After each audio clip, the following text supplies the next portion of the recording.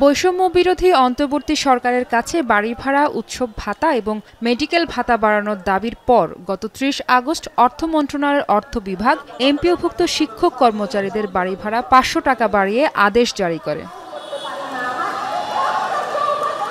শিক্ষক কর্মচারীদের বাড়ি ভাড়া ভাতা ১,০০০ টাকা বাড়িয়ে ১,৫০০ টাকা করা হয় আদেশে। এই আদেশ প্রত্যাখ্যান করে মূল বেতনের ২০% হারে বাড়ি ভাড়া এবং চিকিৎসা ভাতা ৫০০ টাকা থেকে বাড়িয়ে ১,৫০০ টাকা করার দাবি জানান শিক্ষকরা।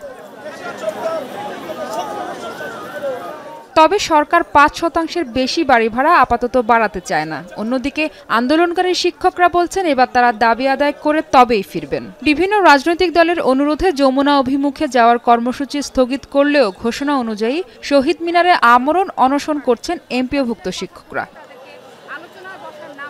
এর আগে সকালে শাহবাগে বিক্ষোভ কর্মসূচি পালন করেন এমপিওভুক্ত শিক্ষকদের একাংশ। আমরা কি এতটাই অসহায়, এতটাই দরিদ্র জাতি আজকে প্রশ্ন রেখেছে? ট্যাগ দিয়ে বলা হচ্ছে আমরা আওয়ামী দোসর, আমরা সরকারকে সহযোগিতা করতেছেন। আসলে আমরা এই রাষ্ট্রের কাছে আমাদের প্রত্যাশা কি? আমরা যাব কোথায়? ৬ লক্ষ শিক্ষক, আর ৬ লক্ষ শিক্ষক নাই, কারণ ৬ লক্ষ পরিবার যুক্ত হয়েছে। শিক্ষক জোটের সদস্য সচিব দেলাওয়ার হোসেন আজিজির অভিযোগ, গোয়েন্দা সংস্থার চাপে পড়ে শিক্ষকদের ন্যায্য দাবি আদায়ে বাধা দিচ্ছে সরকার। এ সময় নতুন কর্মসূচি ঘোষণা করেন তিনি। অনশনের পাশাপাশি আমরা দুপুর 12টায় আমরা রাজপথে কালো পতাকারে মিছিল করব।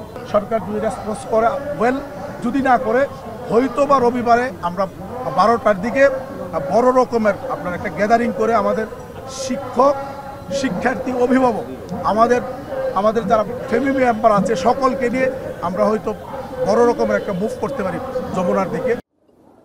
সম্মান ও অধিকার আদায়ের লক্ষ্যে রাজপথে নেমেছেন তারা। তাই উদ্দেশ্য হাসিল না হওয়া পর্যন্ত কোনো প্রতিকূল অবস্থা কিংবা সরকারের বল প্রয়োগে লাভ হবে না বলেও জানান অনশনরত শিক্ষকরা। মাহফুজা বৃষ্টি, এখন, ঢাকা।